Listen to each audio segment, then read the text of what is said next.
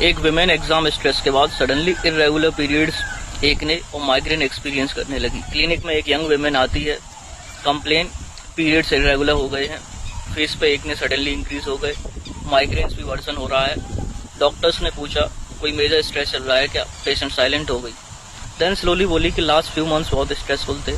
और बहुत लोग स्ट्रेस को सिर्फ मेंटल प्रॉब्लम समझते हैं। रियलिटी स्ट्रेस लिटरली हार्मोन्स को रिप्रोग्राम कर सकता है। कुछ स्टार्ट होता है बॉडी के सर्वाइवल सिस्टम से। स्ट्रेस आते ही ब्रेन का हाइपोथैलेमस होता है, वो एक्टिवेट हो जाता है और फिर रिलीज करता है CRH।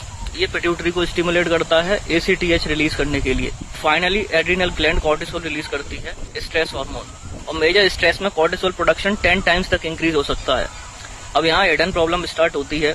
फीमेल रिप्रोडक्टिव सिस्टम एक डेलिकेट हार्मोनल रिदम पर डिपेंड करता है, specially GnRH, FSH, LH, oestrogen और प्रोजेस्टेरॉन। गोनाडोट्रोपिन रिलीजिंग हार्मोन को ब्रेन से पल्स लाइक पैटर्न में रिलीज होना पड़ता है, बट स्ट्रेस हार्मोन्स इस रिदम को डिस्टर्ब कर देते हैं। सिंपल लैंग्वेज में बॉडी टेम्परेरीली रिप्रोडक्शन को नॉन एसेंशियल फंक्शन ट्रीट करना स्टार्ट कर देती है। As a result ovulation delay हो सकता है, पीरियड्स इरेगुलर हो सकते हैं, कभी कंप्लीटली स्टॉप भी हो सकते हैं। और इसलिए काफी विमेन नोटिस करती हैं exam stress, relationship stress, job stress या इमोशनल ट्रॉमा के टाइम पे पीरियड्स इरेगुलर हो जाते हैं। और स्टोरी यहीं खत्म नहीं होती।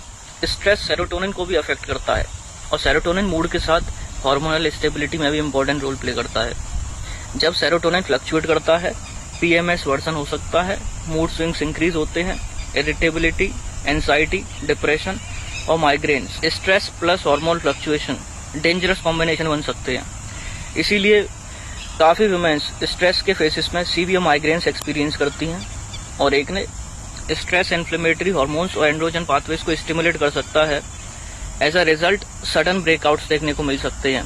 और PCOS पेशेंट्स में, PMOS बोल सकते हैं, पेशेंट्स में प्रॉब्लम और इंटेंस हो सकती है, बिकॉज स्ट्रेस इंसुलिन रेजिस्टेंस को वर्सन करता है और insulin resistance already hormonal imbalance और एंड्रोजन एक्सेस ड्राइव करती है। मतलब stress becomes a hormonal amplifier. और क्रॉनिक स्ट्रेस थायराइड हार्मोन्स को भी सप्रेस कर सकता है। Result fatigue, mental slowing, low energy.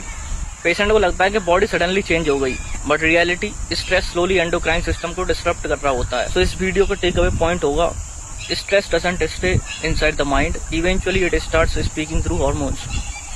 So, if someone suddenly develops irregular periods, acne, fatigue, migraine, or worsening PMS during stressful phases, don't ignore the connection. Sometimes the body is reacting to survival mode. Comment below. Have you ever noticed stress affecting your periods or hormones? और इसी तरीके के content के लिए आप मुझे follow कर सकते हैं। I am doctor Aman Upadhyay.